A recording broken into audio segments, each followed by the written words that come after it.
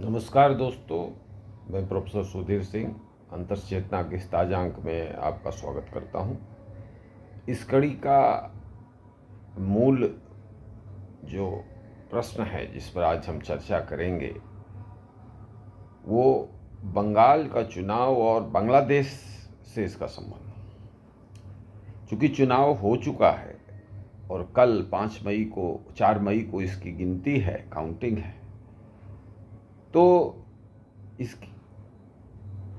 इसको अगर पहले इस वीडियो को बनाया जाता तो लोग कह सकते थे कि कहीं ना कहीं चुनाव को बौद्धिक तौर पर प्रभावित करने की एक कोशिश है। लेकिन जब चुनाव हो गया और रिजल्ट अवेटेड हैं कल, तो ये शायद बेईमानी होगी ऐसा कहना। लेकिन हमारी चिंता यह है कि बांग्लादेश में जो हो रहा है उससे बंगाल को सीख लेने की ज़रूरत है, और ये राष्ट्रहित में है, राजनीति से इतर ये राष्ट्रहित के व्यापक परिप्रेक्ष्य में इसको देखने की जरूरत है। Friends, when Bangladesh came into being in 1971, it was a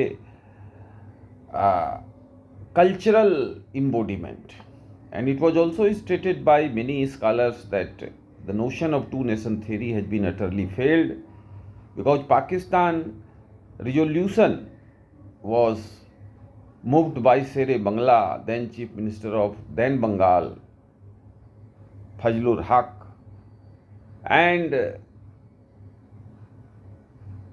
the basic philosophy of two-nation theory was that Hindu and Muslim can't live together.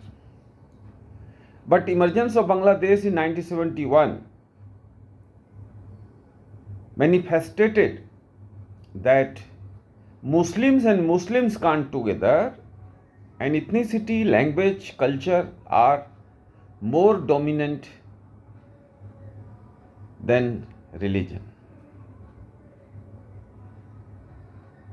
But अभी जो पीछे कुछ वर्ष से, खास करके 2001 से इसको देखने की ज़रूरत है दोस्तों। एक बड़े जर्मन विद्वान थे, बल्कि हैं, बर्टिन लिंटर।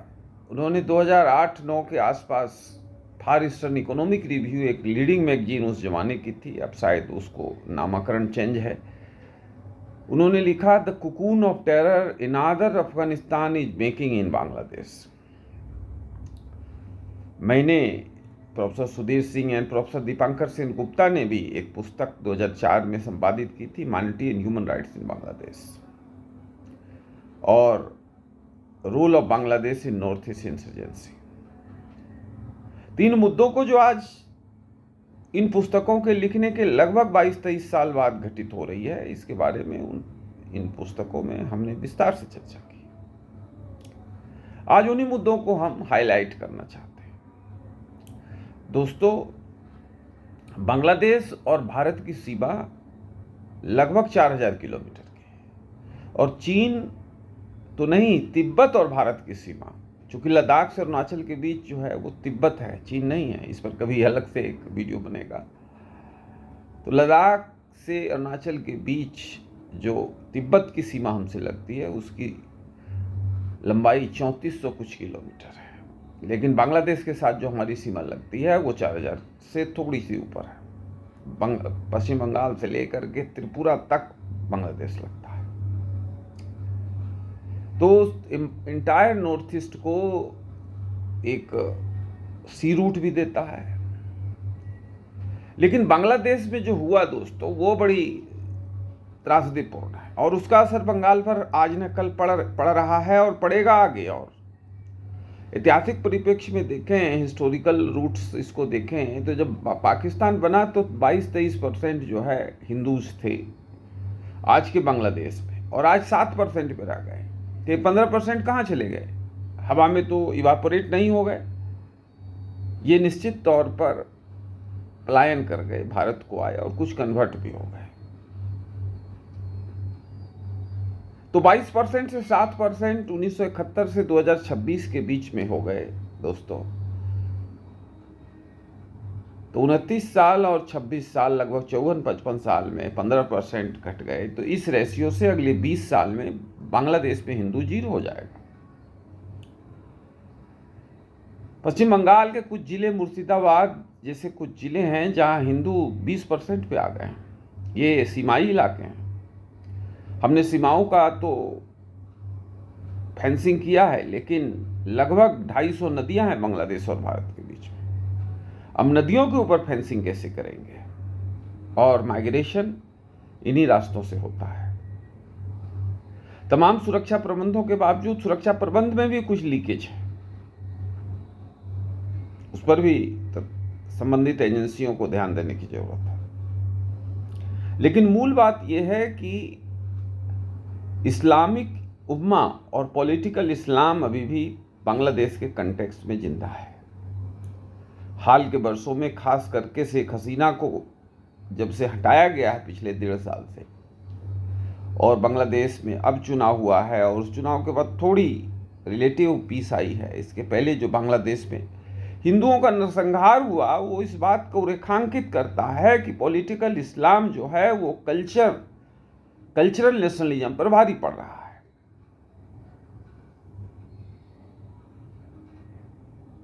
वैसे क्रिस्टोफर जफरलोट ने किताब लिखी थी 2002 में, Pakistan a nation without nationalism.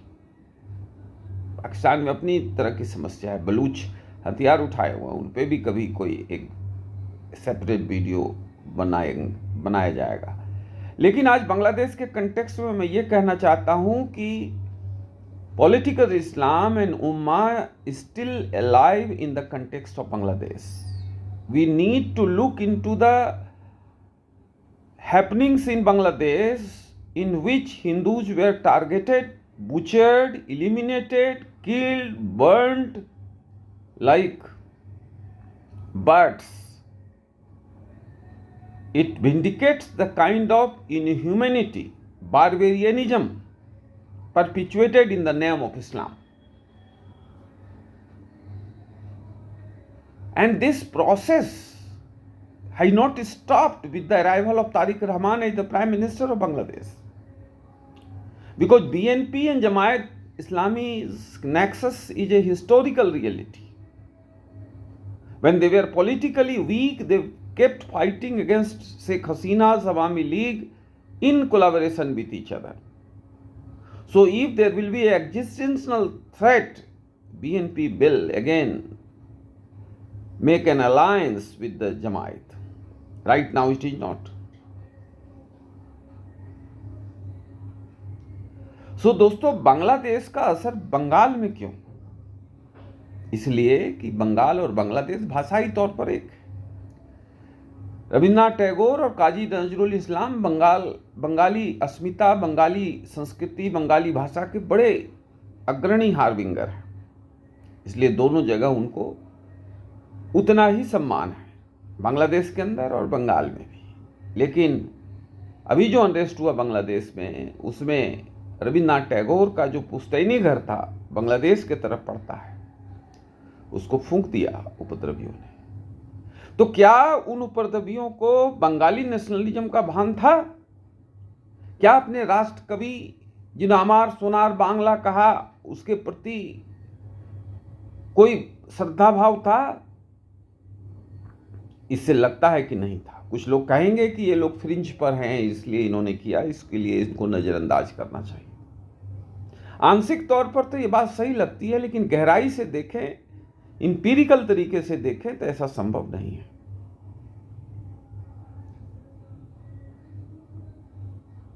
क्योंकि इस्लाम, पॉलिटिकल इस्लाम का जो है वो ये कहता है कि इस्लाम चलाएगा देश को। बांग्लादेश में डेमोक्रेसी है, 1991 के बाद चुनाव हो रहे हैं, बट जहां भी इस्लाम है प्रोमिनेंस में, वहां डेमोक्रेसी अपने सही रूप में नहीं हो सकती। जॉन एस्टिन ने बहुत पहले कहा था कि if sovereignty will be divisible, then it will be weak, and that is precisely happening in the case of Bangladesh and all other countries where Islam is prominent. So democracy and prominence of Islam, supremacy of Islam never coexist together, because in democracy supremacy must be of the people.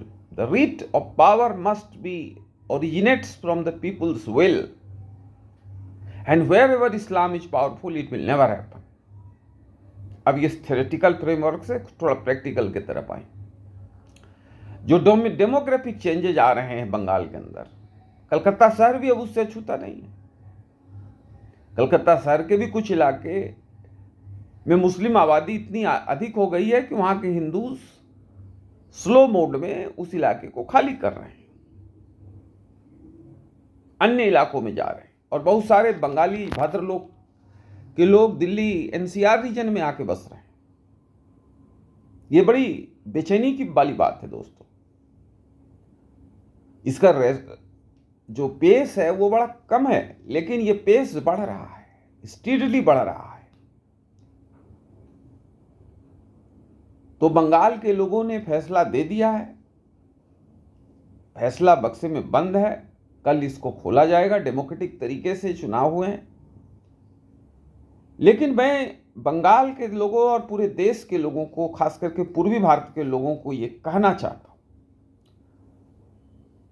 कि बांग्लादेश जिन अरमानों से हमने बनाया था, 4000 फौज हमारी मारी गई थी,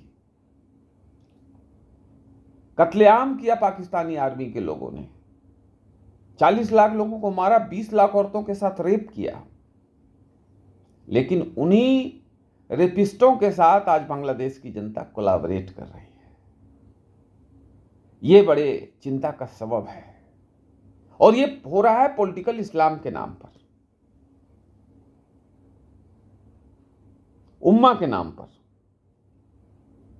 और ये बहुत बड़ी समस्या है।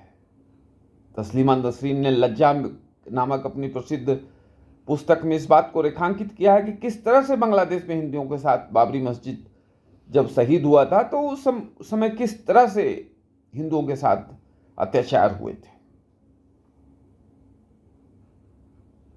इस्लाम और डेमोक्रेसी साथ नहीं रह सकते, इसके बहुत सारे विद्वान ऐसा मानते हैं, और तस्लीमा नसरीन भी इसमें एक है, और प्रमुखता से अपनी बात कही है, और वो टिक नहीं पाई बांग्लादेश में, भारत में और अन्य देशों में वो रह रही हैं। ऐसा क्यों है? क्यों नहीं एक डेमोक्रेटिक कंट्री में डाइसेंट सुनने की हैबिट है। कबीरदास ने कहा, निंदक नियरे राखी आंगन कुटी छवाए। ये हिंदू तंत्र में ही संभव है प्रिय दोस्तों। जहां हिंदू है वहां आप उदारता की बात कर सकते हैं। इस देश में डेमोक्रेसी है, भारत में डेमोक्रेसी है, इसलिए कि भारत में हिंदुओं का बहुमत है। आज बंगाल खतरे में है। 50 साल बाद बंगाल की डेमोग्राफी साफ चेंज कर जाएगी। 45 to 50% मुस्लिम्स हो जाएंगे, और फिर बंगाल का हाल बहुत बुरा होने वाला है। आज जरूरत है दोस्तों तमाम बंगाल के भाई बहनों और पूरे पूर्वी भारत के लोगों को, क्योंकि वहाँ भी कुछ माइग्रेशन होते हैं, बिहार के हिस्सों में होते हैं, झारखंड के हिस्सों में होते हैं, उड़ीसा के हिस्सों में होते हैं, वरना अंडमान निकोबार में होते हैं बांग्लादेश से माइग्रेशन। तो केंद्र सरकार को भी इस पर मजबूती से ध्यान देना चाहिए। ये पावर पॉलिटिक्स की बात नहीं है, पक्ष विपक्ष की बात नहीं है, भारत की एकता की बात है, भारत के राष्ट्रीय सुरक्षा की बात है, भारत के आर्थिक विकास को अनवरत तरीके से चलाए रहने के लिए एक उचित माहौल बनाए रखने की जरूरत है। इन चीज़ों से ये माहौल बिगड़ता है। आज हम बड़ी तेजी से बढ़ रहे हैं, विकसित भारत का संकल्प है हमारा 2047 में, ये प्रभावित करेगा विकसित भारत के संकल्प को। हम विकसित भारत 2047 में बनाएंगे जहां हर व्यक्ति समान हो, लेकिन हिंदू धर्म के आक्षेप के आधार पर नहीं, कि हिंदू धर्म कहीं कमजोर होता हो तो वो हम बर्दाश्त नहीं करेंगे। हर हिंदू का ये दायित्व है कि वो इस बात का एक प्रतिज्ञा ले कि बंगाल में जो डेमोग्राफिक चेंजेज हो रहे हैं उसको रोकना है। जो बंगाल के हिंदू हैं वो ज्यादा बच्चा पैदा करें। मैं बड़ी शालीनता से ये बात कर रहा हूं, अगर इसको काउंटर करना है। और माइग्रेशन सरकार रोके सीमाई इलाकों में, सुरक्षा एजेंसियां बहुत सख्ती से चीजों को देखें, और जो भी अपराधी हो उसको दंडित किया जाए उचित तरीके से। Justice is the hallmark of democracy, Kautilya ने ऐसा कहा। एंड राजा को अगर लगे कि राज्य के विकास में उसका पुत्र व्यवधान पैदा करता है तो उसके पुत्र के हेड को बिहेड कर देना चाहिए। यह है जस्टिस अकॉर्डिंग टू कौटिल्य। तो वो उस तरह के क्रूड जस्टिस करने की बंगाल के कंटेक्स्ट में जरूरत है।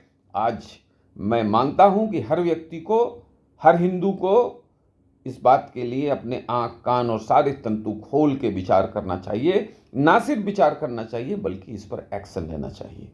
मुझे लगता है कि मेरे इस विचार से हम सब, हमारा समाज निश्चित तौर पर इस पर एक चिंतन देगा और कुछ उपाय करना शुरू करेगा जिससे इस दिशा में सकारात्मक प्रगति किया जा सके। नमस्कार, जय हिंद।